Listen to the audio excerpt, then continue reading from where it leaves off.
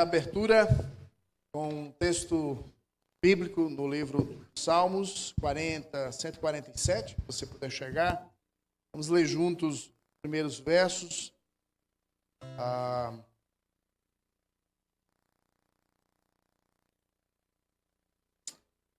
Os primeiros 5 versos, Salmo 147. Vamos orar, vamos entoar 2 louvores. O pastor Rômulo depois vem aqui para fazer a divisão, mais um momento de oração. E a gente, então, caminha para as nossas salas, para o nosso ensino. Igreja Bate Esperança, para quem está nos acompanhando de casa, os irmãos que podem também compartilhar para chegar em outros contextos, né, no seu ciclo de amizade.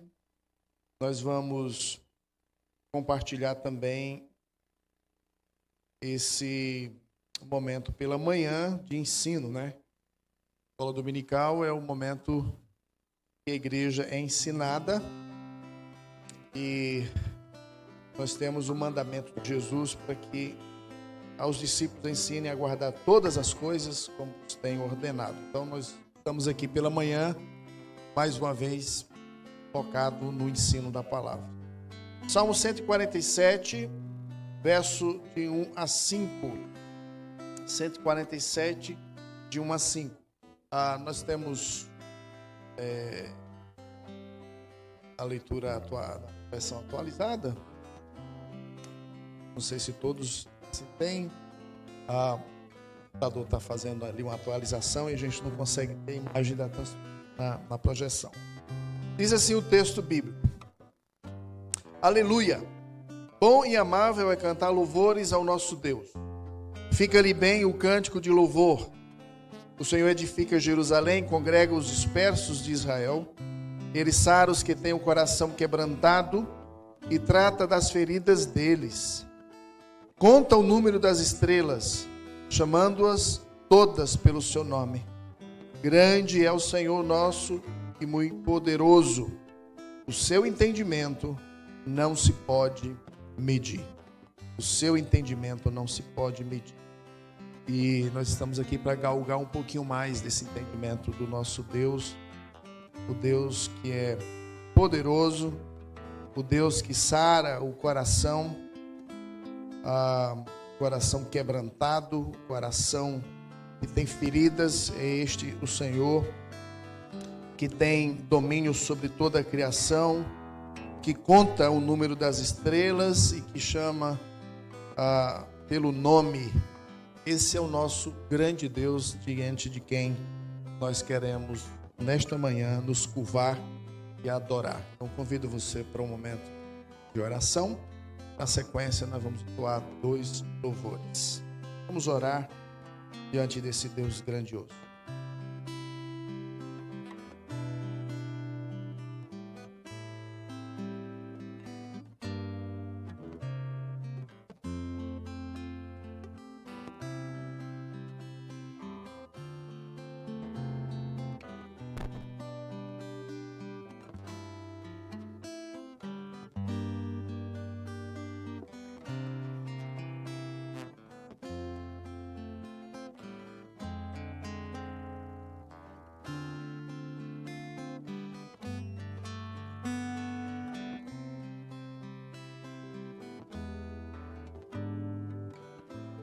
Senhor Deus, nosso Pai amado, nosso Criador e Redentor, louvamos-te nesta manhã mais uma vez, como povo teu redimido. Estamos diante da tua presença, diante da tua palavra, a quem, ó Deus, desejamos muito que o nosso amor, o nosso desejo cresça mais e mais. Obrigado, Senhor, por acordarmos nesta manhã de domingo, esse recomeço de semana, poder, Senhor, nos reunirmos em Teu nome, junto com os nossos irmãos, juntos buscar o entendimento do Senhor, o Senhor que nos salvou, o Senhor que nos redimiu, o Senhor que é poderoso, grande, majestoso, o Senhor que está perto de corações quebrantados, o Senhor que está disposto a curar feridas, o Senhor que está disposto a trazer o bálsamo de cura. É diante do Senhor que nós estamos nessa manhã. O Senhor que conhece todas as coisas, tem ciência de todas as coisas, das que já aconteceram, estão acontecendo agora e das que irão acontecer. O Senhor tem registro, o nome, inclusive das estrelas. O Senhor as tem em controle, como também a nossa própria vida.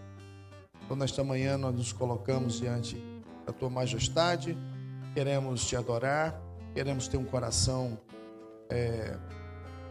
sensível. Então, agradecemos por todos que puderam chegar, aqueles que estão em casa por motivos diversos. Que o Senhor derrame a Tua graça sobre cada um. Assim oramos no nome de Jesus. Amém.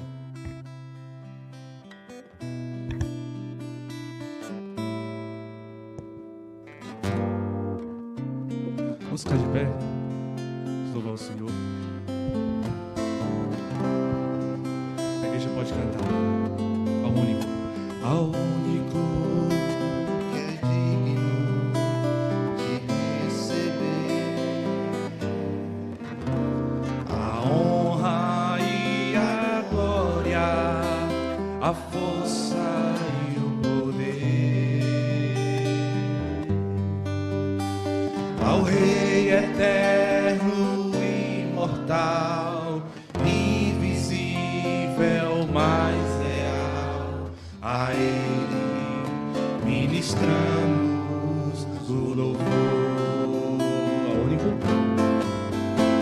ao único que é digno de receber a honra e a glória, a força e o poder, ao Rei eterno, imortal, invisível, mais real, a Ele ministramos o louvor.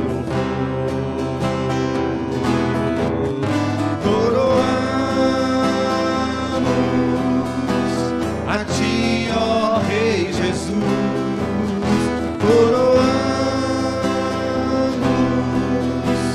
a Ti, ó Rei Jesus,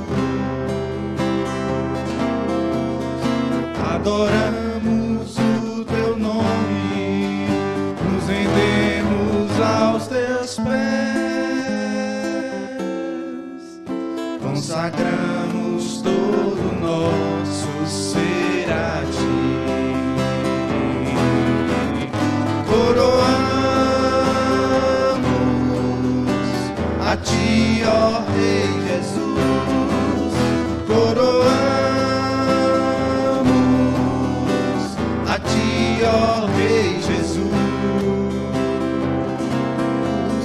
adoramos o Teu nome, nos rendemos aos Teus pés, consagramos todo o nosso ser a Ti. Consagramos todo o nosso ser a Ti. Eu consagro todo o meu ser a Ti. Amém.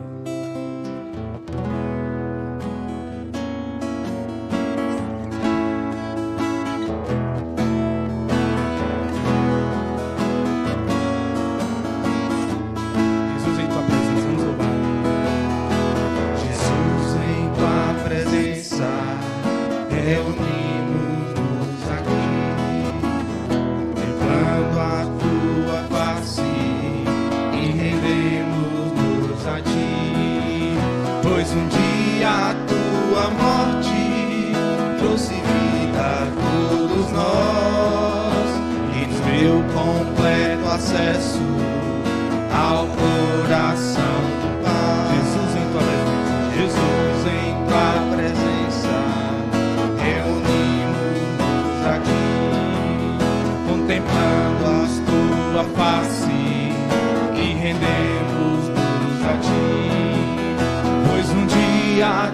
sua morte trouxe vida a todos nós e nos deu completo acesso ao coração do Pai.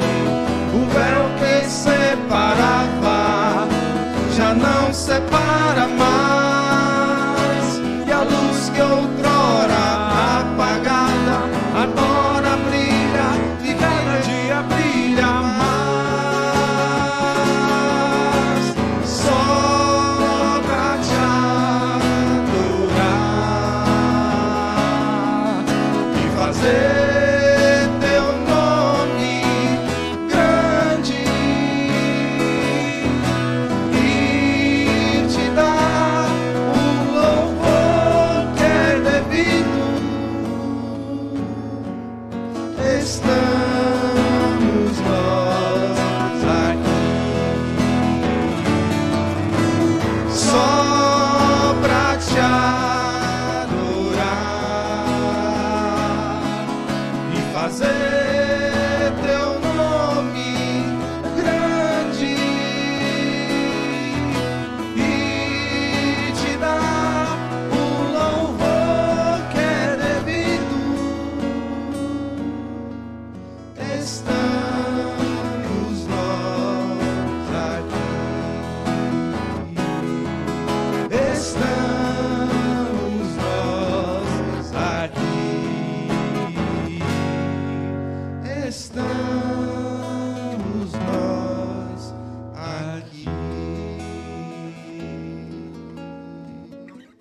Amém. Poder sentar, igreja.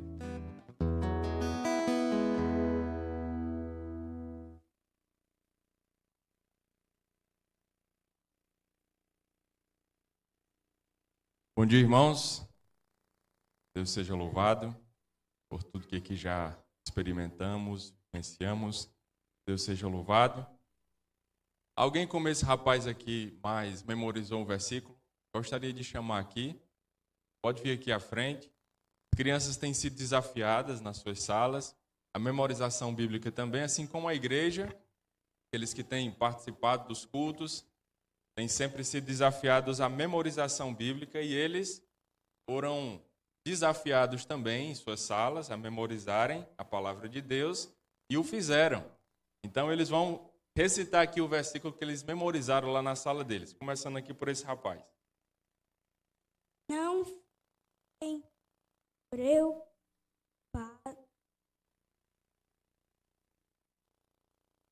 com coisas,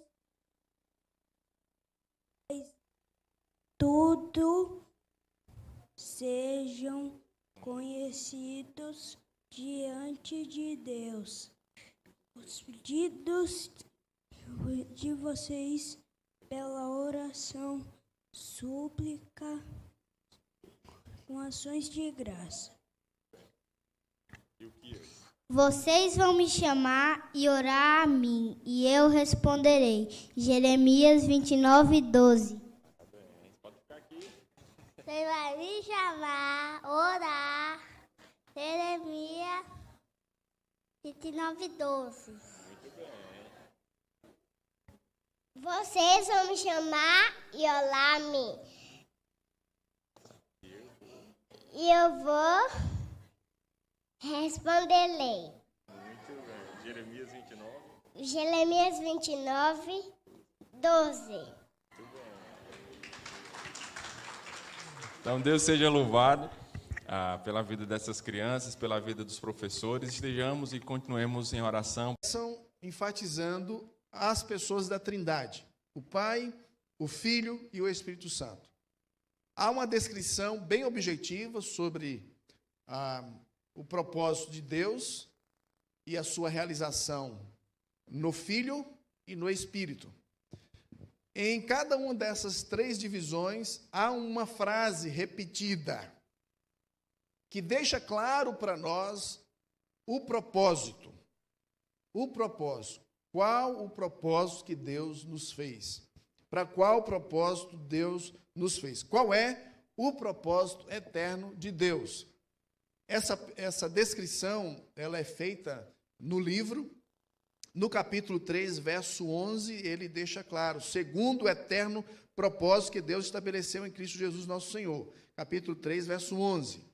Segundo o eterno propósito que estabeleceu em Cristo Jesus nosso Senhor. Pergunta, qual é o eterno propósito de Deus? Paulo está falando de quê? Qual é o eterno propósito de Deus?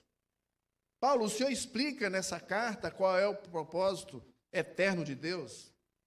E aí você então vai rebuscar a carta aos Efésios, vai voltar para o capítulo 1, vai tentar identificar no capítulo 1, 2, e vai entender essa descrição que Paulo faz do eterno propósito de Deus. Qual é o eterno propósito de Deus para a minha vida, para a sua vida? Então, capítulo 1 tem 3 divisões, e cada divisão ela é marcada com uma frase que deixa claro o rumo desse propósito. Eu não vou entregar para você a resposta. Chega perto aí, quem está perto, chega para perto de alguém que está aí próximo a você, né, na cadeira, na mesma bancada, na mesma fila, ou antes ou depois, e eu vou trabalhar um pouquinho com vocês, não vou ficar dando aula aqui, derramando conteúdo sozinho, não. Então, eu quero construir com vocês esse entendimento. Vamos lá, Felipe? Vai chegar perto de quem aí? Vamos aí, 3 no mínimo, 3 pessoas, ou 4 no máximo, 3, não menos que 3, e não mais que 4.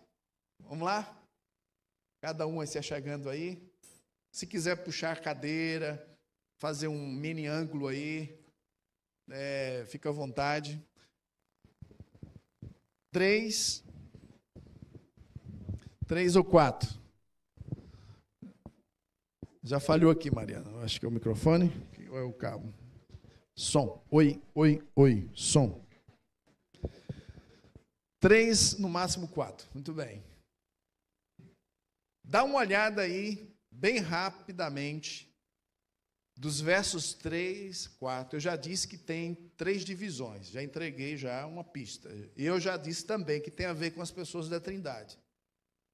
Dá uma lida aí e tenta identificar se nessa introdução, nessa nota de ação de graças, você encontra aí o propósito eterno de Deus. Vou dar 3 minutos para vocês.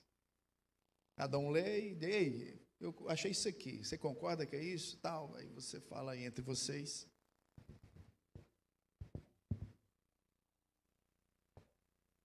Dá uma olhada aí. Quem está em casa, nos acompanhando aí pela transmissão, pega a sua Bíblia, dá uma olhada nesse texto e vamos tentar encontrar pistas que estão descrevendo o eterno propósito de Deus. Nós temos frases que deixam isso bem mais claro.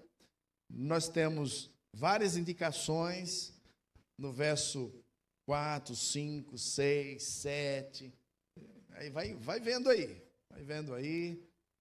Você está lendo na sua leitura diária um texto bíblico, então vamos supor que você está lendo hoje de manhã Efésios capítulo 1. Você fez a leitura e tem várias verdades pipocando do texto que você precisa parar para pensar nessas verdades. E vestir a sua mente com essas verdades. Muitas verdades. Para a gente meditar, para a gente orar, para a gente memorizar, para a gente lembrar em momentos de tribulação, em momentos de alegria, em momentos de adversidade, como é que a palavra de Deus, ela se torna real, viva, ela participa da nossa vida, como é que a palavra de Deus, ela é colocada em prática na nossa própria experiência, como é que a gente digere as Escrituras e torna ela bem prática na nossa caminhada diária.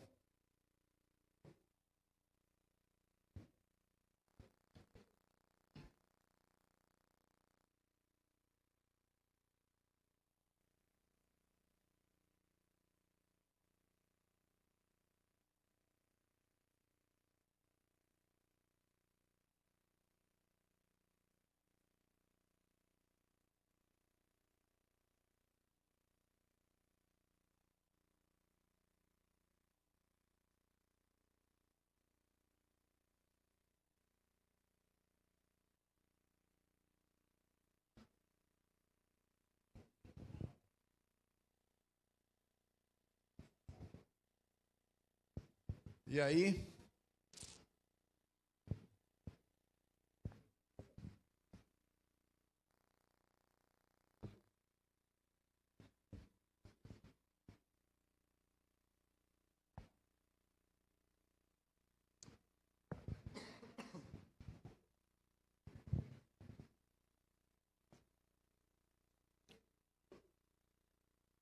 Até o 14.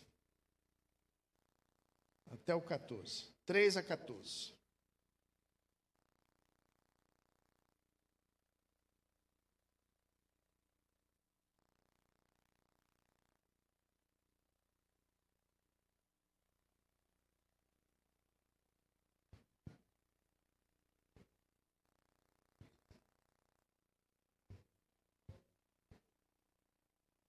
Podem conversar uns com os outros agora. Você já leu, observou, compartilha aí com o seu pequeno grupo. A pergunta é, esses textos, ou esse texto introdutório de 3 a 14, quais são as pistas que apontam para o eterno propósito de Deus? De que modo esse texto apresenta o eterno propósito de Deus? Certo? Então, essa é a primeira pergunta. Quais são as pistas que deixam claro qual é o eterno propósito de Deus, que Deus estabeleceu em Cristo Jesus? Conseguiu captar alguma coisa? Vamos juntos construir isso aqui? Tem como projetar o texto aqui na projeção? Não, vamos olhar para a Bíblia. Vamos olhar para a Bíblia. Esse negócio de projeção, deixa para lá. Vamos olhar para a Bíblia. O versículo 3 nos dá uma pista, um direcionamento para onde esse propósito eterno está direcionado, onde é que ele começa, a partir de onde que ele é desenvolvido. O verso 3 nos dá alguma pista sobre o eterno propósito de Deus? Sim. Qual que é a pista aí no verso 3?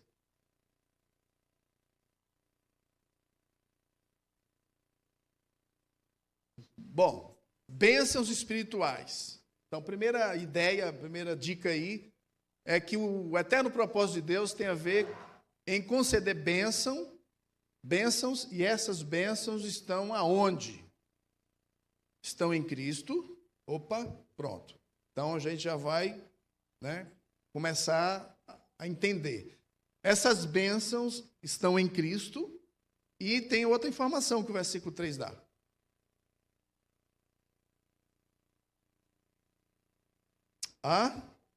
Nas regiões celestiais. Nas regiões celestiais. Parece que alguma coisa vai ser falada hoje à noite aí, sobre lá e cá, né? Se você pegar essa ideia de regiões celestiais, ela vai se expandir, Paulo vai explicar melhor, inclusive, só para você entender. Veja aí o capítulo 3, deixa marcado aí. Só para você entender como que a Bíblia explica a própria Bíblia. A gente está tentando aqui fazer uma meditação, uma teologia bíblica, tá? Olha só o que diz aí, capítulo 3, e aí novamente onde aparece no verso 10 essa ideia de lugares celestiais. O versículo 10 diz, para que pela igreja a multiforme sabedoria de Deus se torne conhecida agora. Opa! É agora. E essa sabedoria, essa multiforme sabedoria de Deus se torna conhecida agora. E ele diz onde é. Onde é, ou a igreja hoje, ela tem uma missão, e essa missão já está acontecendo. É agora. A igreja está ensinando que temos um Deus que é o quê? Um Deus que é o quê, gente? Verso 10. Que é sábio. A sabedoria de Deus, a multiforme sabedoria, as várias maneiras de nós captarmos o Deus sábio, essa sabedoria, ela é conhecida, ela está se dando a conhecer agora para quem? Quando a igreja está reunida, adorando, quando esse povo está agregado, quando estamos tendo prazer em Jesus, vivendo um propósito eterno, nós estamos ensinando a sabedoria de Deus para quem?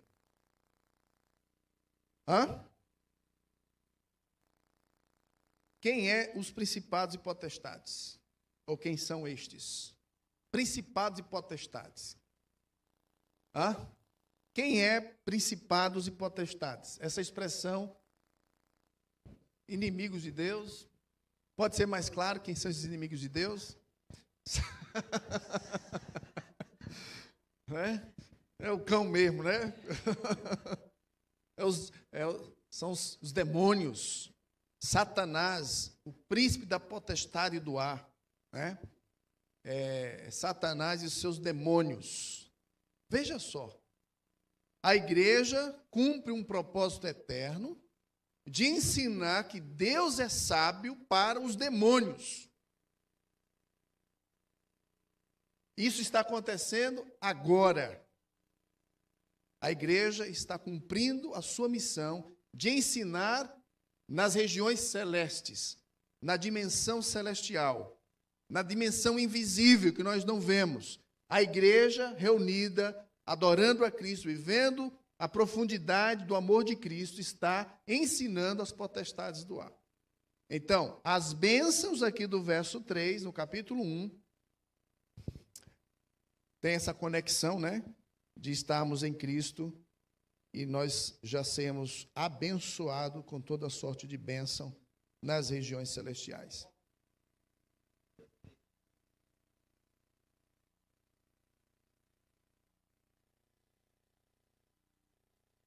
Isso. Ok. Isso. Bom acréscimo. O irmão está dizendo que a Escritura já nos vê como cidadão, não mais terreno, mas um cidadão celestial. O crente, por ser imergido nessa realidade espiritual, o próprio Espírito nos chama para essa realidade do próprio Cristo, da comunhão com o Pai e o Filho, nós recebemos bênçãos, e essas bênçãos têm impacto nas regiões celestes. Muito bem. Aí os versos 4, a primeira divisão, vocês notaram aí, vai dos versos 3, que ele está falando de quem? Do Pai, certo? O Pai que é bendito, o Pai que nos abençoa em Cristo, no Filho dele, ele que nos escolheu, e aí ele diz aí para sermos santos, irrepreensíveis perante ele. Olha, já começa pistas aí. Então, tem a ver com bênçãos nas regiões celestes, tem a ver com sermos santos e irrepreensíveis perante ele, tem a ver com a sua escolha. Verso 5 tem a ver com predestinado. Outra pista que aparece aí, essa predestinação, ou seja, Deus olha para pessoas e destina essas pessoas para serem o quê? A imagem aí é de adoção de filhos. Não é isso? A adoção de filhos, e aí sempre por meio de Jesus, é a sua vontade que impera. E o versículo 6 conclui o pensamento que começa no verso 3, pensando no Pai, termina com uma frase. Qual é a frase?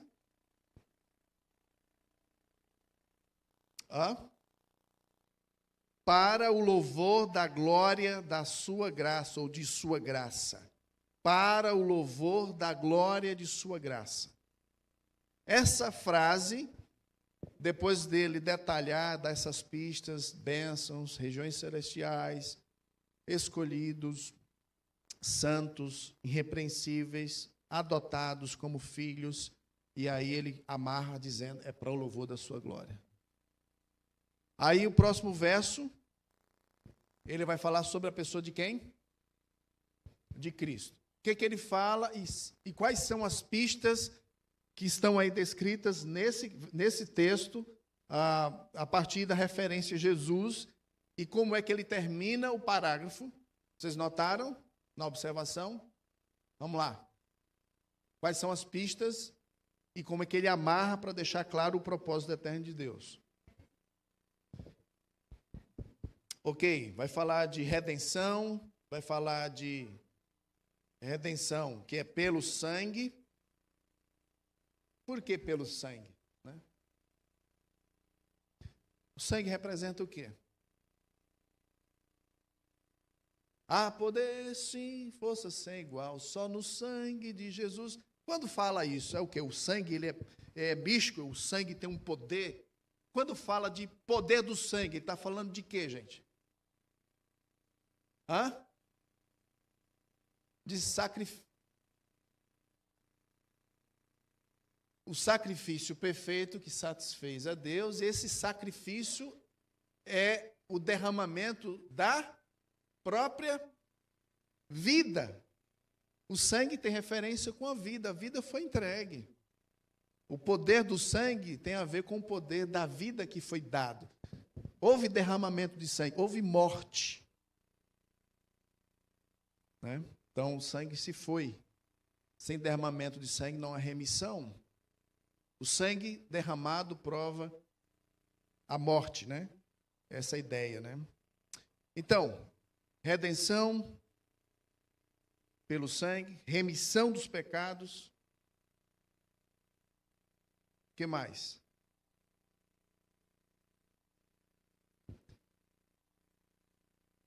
Tem mais alguma coisa?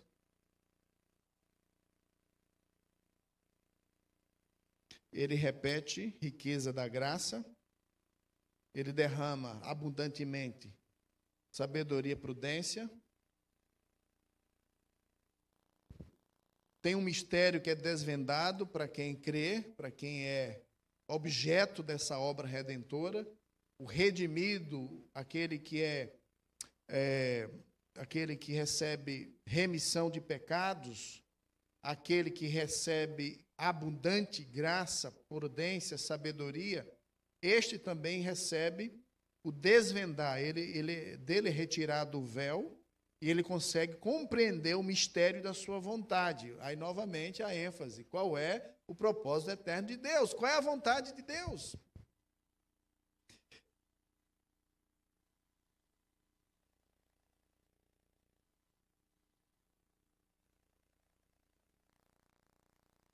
O versículo 10. Ok.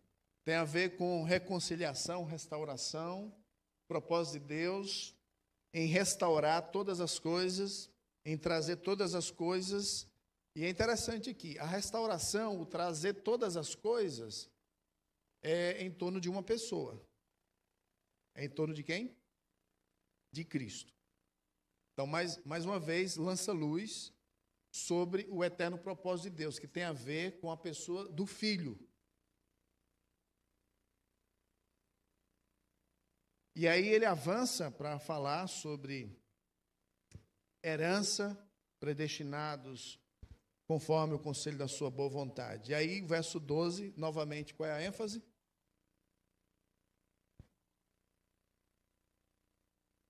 A finalidade? A fim de sermos para o louvor da sua glória. A mesma ideia do verso 6, para o louvor da glória da sua graça. Qual é a finalidade de tudo que Deus faz no seu plano redentivo, o Pai, na obra redentiva do Filho, na sua ação redentora, tem a ver com para o louvor da sua glória.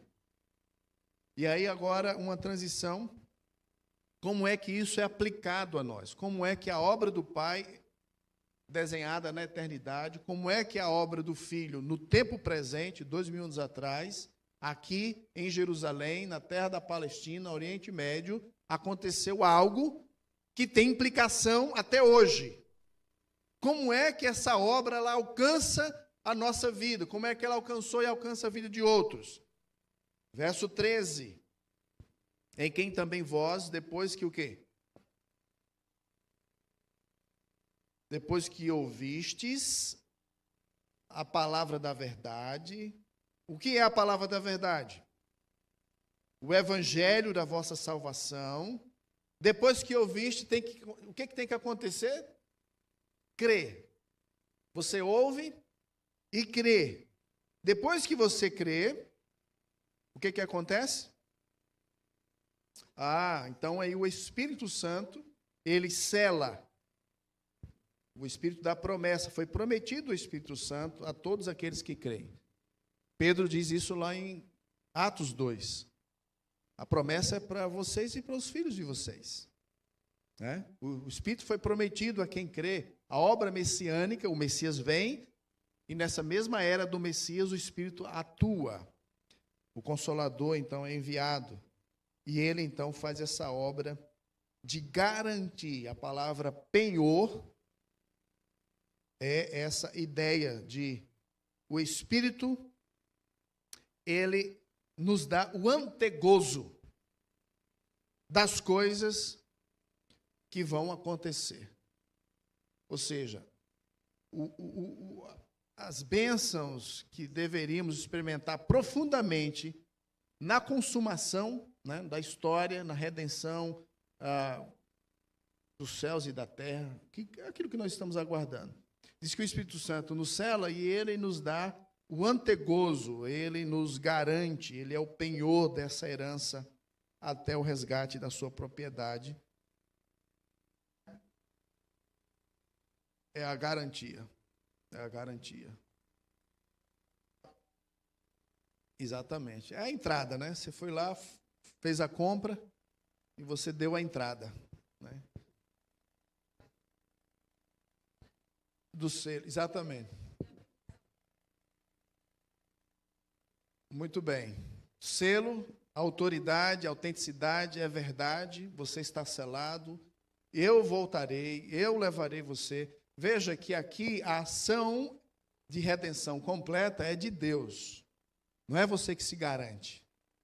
Não é você que se... Não tem voluntariado, gente, né? No reino de Deus.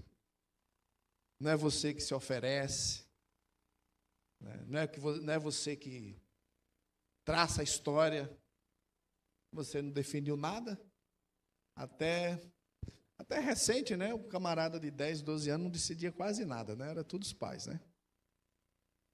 Você não decidiu onde nasceria, quando nasceria, quem seriam os seus pais, quem seriam os seus irmãos. Você não decidiu nada disso. Então, pior ainda é você decidir se fazer um eleito de Deus, um adotado dele, um herdeiro. Essa é a ação de Deus. O sujeito da ação aqui sempre é o trino Deus, Pai, Filho e Espírito Santo. Pastor, mas isso humilha a gente não pode fazer nada? Infelizmente, não pode, não. Mas não é melhor a gente dar toda a glória para Ele, porque Ele disse que é para Ele? Para que ficar com um pouquinho? Né? A gente tem dificuldade com essa doutrina, porque a gente quer ter o controle, né? Não, quem decide sou eu. Eu sou o Senhor do meu destino. Eu que decido. Não, meu amigo. A Bíblia é clara, é uma leitura simples. Tem uns debates aí que não é o caso usar os termos, que é muito confuso. E eu estou aqui quase 10 anos, não falo esses termos. Eu ensino teologia bíblica. Está aqui.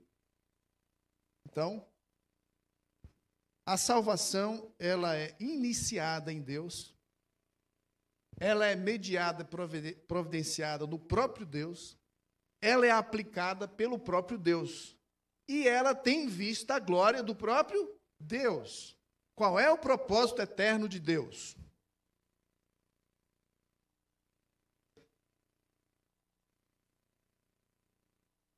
Ok. Essa glória. Propósito eterno de Deus, essa glória. Mas essa glória, ele não quis ficar só para ele. Ou seja, não é só o Filho, o Espírito e o Pai e os anjos ali, né?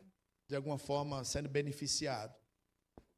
O eterno propósito de Deus é que esta glória, essa vida abundante, essa comunhão plena, gostosa, não ficasse apenas para ele, mas ele quis fazer o quê? Ele quis expandir e dar para outros. Esses outros incluem a sua humanidade, a sua criação. Ele fez o seu reino. Ele é o grande rei, rei bom, justo, e ele então desejou, na eternidade, compartilhar dessa delícia, desse lugar onde ele habita, da sua presença, da sua glória, para que a gente experimente a glória que satisfaz, não a glória desse mundo, não a glória das riquezas desse mundo, não das coisas mais maravilhosas que você possa imaginar. Deus nos deu muitas coisas boas, ainda que manchada pelo pecado, a gente se alegra bastante. Mas a gente não pode dirigir nosso coração para essas coisas, porque essas coisas são transitórias, essas coisas nos enganam, porque o nosso coração está maculado, e a gente não consegue perceber a distinção do doador, do criador, para a criatura, para a criação. Então, pessoas criadas por Deus não me dão glória. Meu marido, minha esposa, meus filhos, meu trabalho, tudo que você quiser descrever aí. Essas coisas criadas, elas não preenchem essa glória. Então, nós estamos buscando vanglória. Uma glória oca, que a gente está querendo preencher o tempo todo. E Deus está dizendo, busque a mim. Quando eu estou interessado de que tudo venha para a minha glória, porque ao receber glória e desfrute da glória, você é abençoado, você é feliz, você tem tudo que precisa. Então, a nossa alegria, nosso contentamento profundo é compatível com a glória de Deus. Quando Ele pede, vem para mim, busque a minha glória, busque a minha glória. O propósito de tudo é a minha glória, para o louvor da minha glória. Isso não está deixando claro, que alguns entendem, poxa, se Deus também, né, tudo é para Ele, ele não é meio egoísta não, né? Tudo é para Ele, mas me responda, e é para quem? Se Deus direcionar para outra pessoa, Ele vai ser o quê? Se Ele é o bem maior do universo, se Ele é o único Deus, tem que ir para quem essa glória? E quando essa glória vai para Ele, Ele nos dá o que Ele tem de melhor. Ele mesmo, com tudo que nós queremos. Então, gente, o propósito eterno de Deus pode ser resumido numa palavra que nós falamos ano passado, estudando o Êxodo. Deus libertou um povo da escravidão, Deus fez aliança com esse povo, e Deus desejou o quê? Terceira divisão do livro? Não é possível. O ano todinho falando disso. Vocês não gravam. Joga esse professor fora. Ou professor ruim que não sabe ensinar. Né?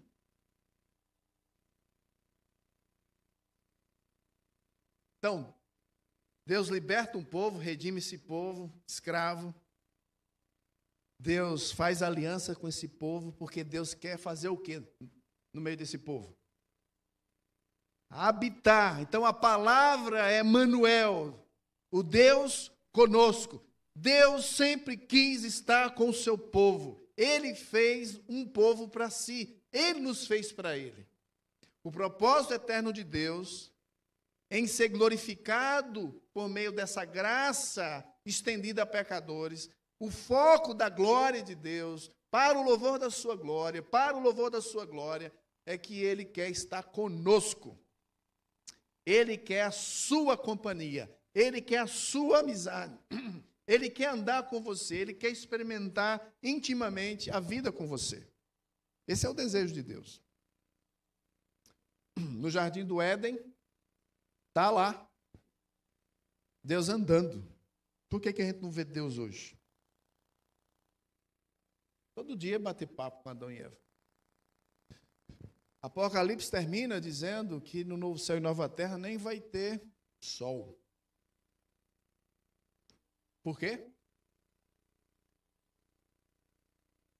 Porque Ele será. Nós habitaremos com Ele e Ele conosco eternamente. Esse é o desfrute. Então, gente, no propósito eterno de Deus, a gente pode seguir essas pistas olhar que fomos criados para esse propósito. Nós fomos criados para esse propósito. Você foi criado para ser santo e irrepreensível diante dele. Você foi criado para ser adotado como filho. Por quê? Porque o pecado nos corrompeu. Filhos, por natureza da ira, uma vez que o pecado nos contaminou, então há necessidade de adoção. Filho de sangue, só um, Jesus Cristo. Filho de criação, toda a raça humana. Mas para ser herdeiro, ter direito à presença de Deus, desfrute, tem que ser adotado. Filhos adotados em Jesus, redimidos, comprados, selados. O plano de Deus é que nós fomos criados para esse propósito, para o louvor da sua glória, para sermos redimidos, para sermos herança. Esse novo homem sendo formado, capítulo 2, você pode continuar uma leitura de observação. E o que eu estou querendo dizer, irmãos, uma leitura tão simples como essa, nós estamos passando por várias verdades. Várias verdades que a gente não para pensar, a gente não para ruminar. São verdades profundas da palavra de Deus que não impactam mais a gente, que não causam nenhum efeito. Na hora das lutas, das dificuldades, das tribulações ou das alegrias, essas verdades não pulsam na nossa mente, no nosso coração. E a gente se perde, vive como um incrédulo. Porque a gente lê, mas não medita, a gente não considera, nós não ruminamos, nós não pegamos essa palavra e interiorizamos. Então, esse é o grande desafio, meus irmãos.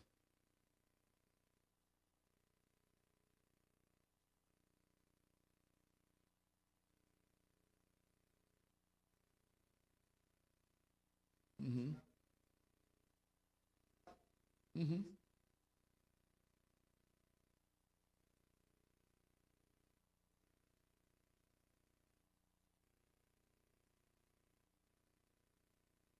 Sim. Uhum. Pronto. Exatamente. O irmão foi na ferida, porque é simples o evangelho. E essa frase da boca de Jesus diz, né? Você não pode servir a dois senhores. É um provérbio simples. Nós não podemos, nem conseguimos servir a dois senhores. Então, essa realidade de viver para o propósito de Deus é por onde passa, meus irmãos, o desafio da absorção bíblica da meditação. Vida profunda, vida mais intensa, ela é vivenciada no dia a dia da vida devocional, da leitura e da meditação da palavra. Então, não vou falar nada novo, mas é novamente uma chamada para mim e para você, é uma chamada para toda a igreja, é uma chamada para toda a família, de nós nos colocarmos nessa condição de incentivar uns aos outros a ter vida mais profunda. Então, como ter vida mais profunda? Como ter raízes profundas em Deus? Não tem outro jeito. Não é você participar de conferências, não é você participar de encontros avivalistas, não é você, sei lá, tanta coisa que estão inventando aí. É simples. Você tem que estar todos os dias nesse lugar que Deus, na eternidade, desenhou para você. Qual é o eterno propósito de Deus para você? É que você esteja em comunhão com o Emanuel, com o Deus conosco. Você esteja nesse lugar de intimidade com Ele. Nesse lugar de você absorver as suas verdades. Esse é o nosso grande desafio. As imagens que Paulo trabalha aqui, né, de pai, adoção de filhos, né, lugar de comunhão. A imagem que Paulo trabalha também aqui de espírito. O espírito precisa de quê? De um lugar para morar, de uma casa. Nós somos essa casa onde ele mora. A imagem que ele trabalha aqui, lá na frente, né, como marido, noivo. O marido, o noivo, precisa de uma esposa, relacionamento. Todas as imagens que Paulo vai trabalhar na carta de Efésios trabalha essa ideia de proximidade, de comunhão profunda. Então, como alcançar comunhão, intimidade profunda? É todos os dias, é uma caminhada constante, regular, perseverante, onde nós lemos a palavra de Deus e onde essa palavra ela vai ser colocada na nossa própria experiência, onde nós vamos digerir as Escrituras, de modo a ela tornar caminhada na nossa vida diária. Nós falamos que meditação é um dever necessário, sem a qual todas as graças definhariam, murchariam. A fé é magra e pronta para morrer de fome, a menos que seja alimentada com meditação contínua sobre as promessas e as verdades de Deus. Eu li essa citação semana passada. Em outras palavras, sem meditação, nossa fé e compreensão permanecerão simples e superficiais, subdesenvolvidas. Essa é a ideia. Sem meditação nas verdades de Deus, a nossa fé ela vai ser superficial, ela vai ser rasa, ela vai ser subdesenvolvida. Então, nós vamos voltar para esse assunto e perceber as vantagens e como que este remédio, né, esse antídoto contra a superficialidade espiritual, ela vai nos ajudar a vencer alguns desafios. Irmão João, pode falar.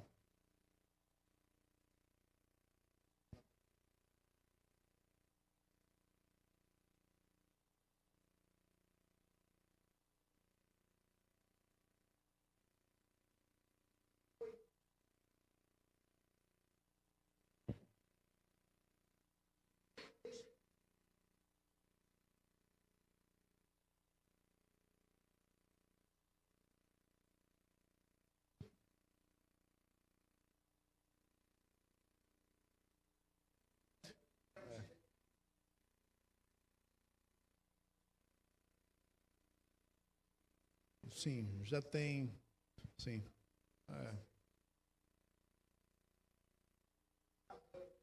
Exatamente. Uhum. Sim. Deformados pelo pecado, né? Pelo pecado. Muito bem. Então, vamos falar um pouquinho sobre essa doutrina da mente, do pensamento cristão, leitura e meditação. Eu quero pensar aqui 3 benefícios, 3 direcionamentos, talvez eu não vou aprofundar, eu quero fazer uma dinâmica com vocês antes do nosso tempo final. E eu quero apontar aqui na carta aos Efésios os caminhos para que a gente possa ter uma vida mais profunda. E a vida mais profunda, ela então requer leitura e meditação. Então, o caminho para a profundeza em Deus, o caminho para uma vida inabalável e um caminho para vencer a natureza pecaminosa tem a ver com a leitura e meditação. A gente não tem outra coisa a fazer, não tem outra receita, tá? Não tem outra coisa para a igreja inventar. Lembre-se que, enquanto estamos aqui na escola dominical pela manhã, como à noite também, é um exercício que nós fazemos juntos, coletivamente, tá? Então, todas as manhãs, de alguma forma, nós estamos meditando juntos. Então, alguém prepara uma mensagem, um estudo, você chega, você é direcionado com louvor, você é direcionado com oração, você é direcionado para ler e para tentar entender, e a partir daqui, então, você é direcionado a ter esse hábito que vai ser levado para o seu dia a dia, né? Então, assim, o que nós fazemos juntos aqui é basicamente o que você deve fazer na sua casa, para manter esse caminho da profundeza em Deus. Então, de modo prático, como é que você faz um momento de devoção com Deus, devocional? Você começa com louvor, você começa com adoração. Geralmente, alguns pegam uma música que exalta Deus, coloca ali para o Espírito, né, se assossegar um pouquinho das preocupações e ansiedades que você está pensando em fazer. Alguns preferem amanhã, alguns dizem que é melhor à noite. Cada um tem o seu tempo, tem o seu momento mais desperto, mais favorável. Alguns dizem que é de modo claro, de manhã, a primeira coisa, antes de você se envolver com as lutas do dia. Então, em primeiro lugar, entrega a Deus. Então, acorda mais cedo, um momento silencioso diante de Deus. Mas, geralmente, então, esse momento que você adora a Deus, louva a Deus. E aí você ora. Senhor, abre a minha mente, torna a minha mente afeiçoada ao teu Filho Jesus, que eu possa ver nas tuas palavras a tua voz, ouvir a tua voz, ver o teu Filho Jesus. Me dá um coração sensível ao Senhor. E aí você vai para o seu texto. Você está lendo a leitura anual. Pronto, são 3 textos, 3 capítulos que eu vou ler. Me ajuda a perceber o Senhor falando comigo. Não é falando com minha esposa, nem com meu marido, nem com meus filhos, nem com a igreja, nem com é para mim. Então você lê o texto e muito sensível a declarações de Deus ao seu coração, que você pediu para Ele falar com você. Então você lê um texto, como acabamos de ler, 14 versos, e algumas das verdades certamente saltará ao seu coração. Você marca, você registra ali, você pausa, você considera um pouquinho esse tema da adoção, pensa um pouquinho sobre os critérios que Deus estabeleceu para escolher você, como você tem vivido essa filiação, você tem vivido à luz do que Deus diz que você é agora, filho dele, um filho amado, uma filha amada. Essa é a sua identidade, você é filha, você é filho. Medita sobre isso, como isso impacta suas decisões, seu dia a dia. Como adotado, quais são os privilégios. Louve a Deus pelos privilégios que você tem por ser filho, por ser uma filha. Medita sobre isso e termina orando sobre isso, agradecendo, louvando a Deus e deixando claro, naquele dia, como que essa verdade vai guiar o seu coração. Amanhã, novamente, depois, novamente, e durante a semana, durante o mês, durante um ano, durante 2, 5, 10, 20, 30, 40 anos, você sendo construído com uma mentalidade do próprio Deus em Cristo Jesus, por meio da palavra, o Espírito trabalhando e formando você a partir de uma mudança de mente, de uma absorção das verdades, essa doutrina do pensamento cristão, que é colocar a palavra de Deus em prática. Você tem feito isso? Se você não tem feito isso, que infelizmente é a realidade da maioria dos crentes, nós temos alguns inimigos, nós não vemos resultados visíveis, né? A gente acha que nada está acontecendo, estou lendo, estou pensando, mas eu não vejo as mudanças. Às vezes, trabalhar na fundação, né? Nos alicerces, nas raízes, a gente não vê, às vezes, muita coisa não, né? Quem é da construção gasta um dinheiro topado para jogar concreto, né? Fazer a base. E aí você vê dinheiro indo, saco de cimento, areia, e você olha, eu não estou vendo nada, né? Gastando aqui meu dinheiro, meu tempo, os pedreiros aí já há mais de mês, e cadê a casa? Ninguém está vendo casa, né? E você está ali, construindo. O evento diário, né? Está sendo repetido. Há uma consistência, embora você não esteja vendo. Alguns desanimam porque não conseguem ver nada. Eu lembro de uma ilustração de um mestre que foi ensinar um grupo de discípulos, né, sobre profundidade na vida cristã. E ele, então, disse que levou esses discípulos lá para um quarto onde tinha um monte de cesto. E cesto lá, guardado, muito tempo sem uso. E aí ele pediu para cada discípulo pegar um daqueles cestos e poder mergulhar, né, e lavar. Mergulhar dentro da água. Era só o movimento de jogar o cesto e retirar da água, né? E aí ele perguntava, você viu alguma mudança? E os discípulos diziam, não, está tudo igual, né? E aí ele repetiu novamente a ordem, então eles faziam, mergulhavam, traziam de volta, mergulhava, trazia de volta. E embora, à medida que eles faziam, ele perguntava, você viu alguma mudança? Ele foi explicar que a palavra de Deus, como ela nos lava, né? Ela nos lava. Então, mesmo que você não perceba o efeito da palavra, diariamente, ela está produzindo mudanças. Então, ele começava a mostrar, né, que alguma sujeira começou a sair no primeiro movimento, outras no segundo movimento. Então, embora você não veja rapidamente, a palavra de Deus está lavando, está fazendo um movimento de pureza. Só que nós somos pragmáticos, né? Nós queremos a oração milagrosa, né? E tudo se resolve de uma hora para outra, né? Ora aqui na minha cabeça, né? E aí essa mania do povo ir para algumas igrejas, né? Então o ungido está lá, o pastor poderoso, todo mundo vai para encontrar com ele. Então quando ele bota a mão, acaba cai, né? E essa queda não sei para que é, mas tudo bem, né? A gente não vê alguns modismos aí. E aí esse movimento de alguém que tem um poder e o óleo místico passa... Não tem isso aí. Gente, a caminhada cristã é um processo.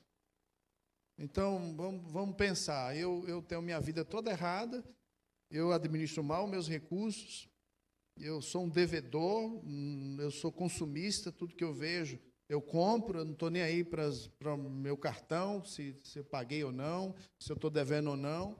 Aí eu estou em aflição, aí eu venho para a igreja procurar Deus, e eu procuro o pastor, ora para Deus resolver meu problema. Qual é o seu problema? Meu problema é dívida, eu estou endividado. Ora para Deus abençoar. É o quê? É se acertar na Mega Sena? É o quê? Como é que resolve esse negócio? Me diga aí. E aí a gente quer uma oração poderosa que vai resolver os problemas.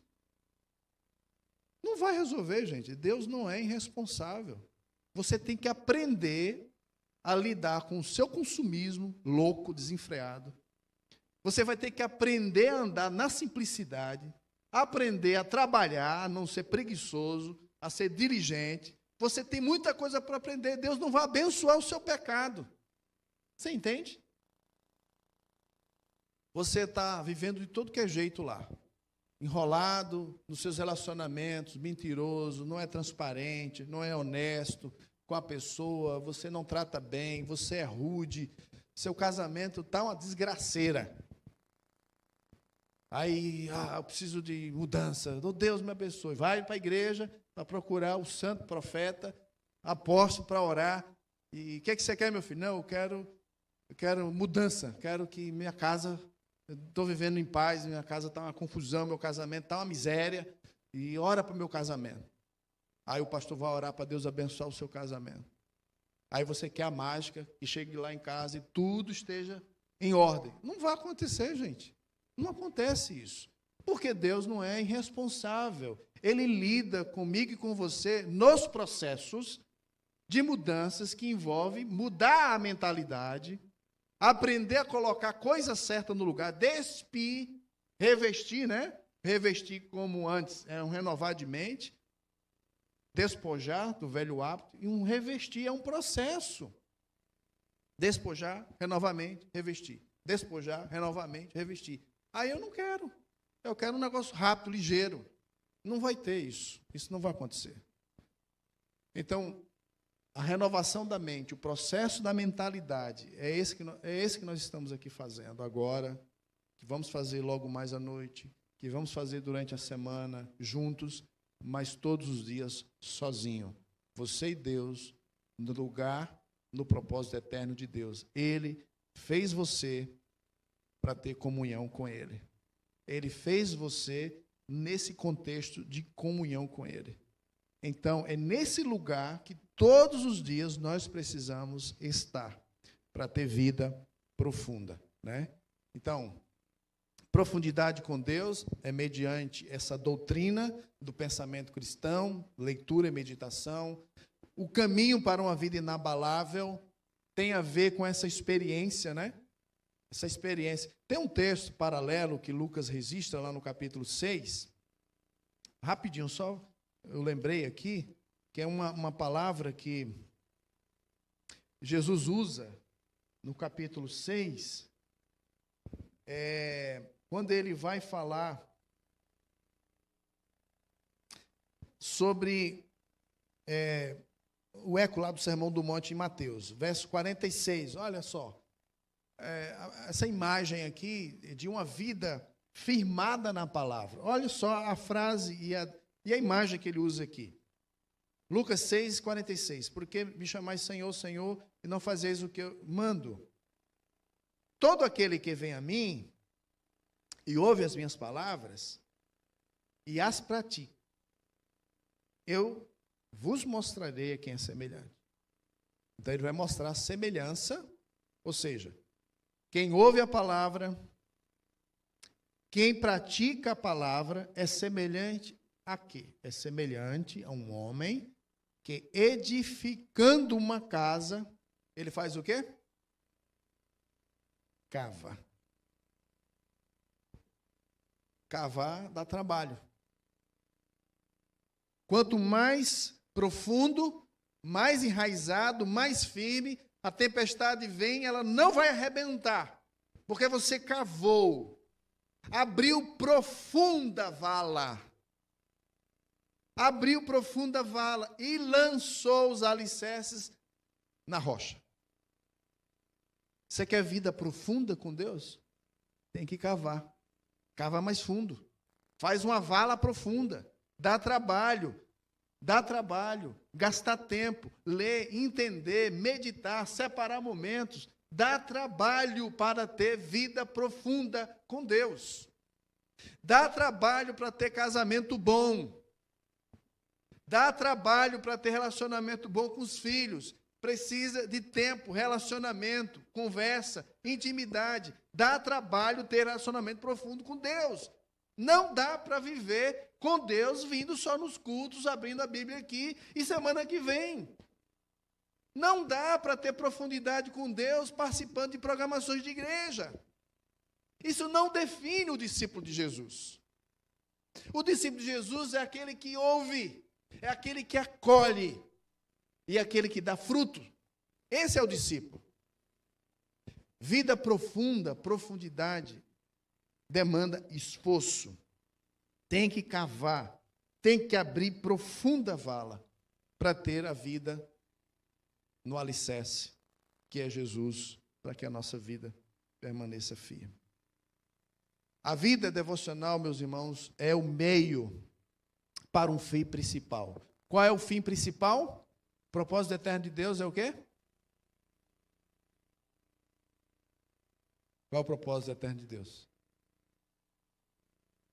É o louvor da sua glória, que envolve o quê? O louvor da glória e da graça dele é dado por quê? Qual é a conexão com a gente?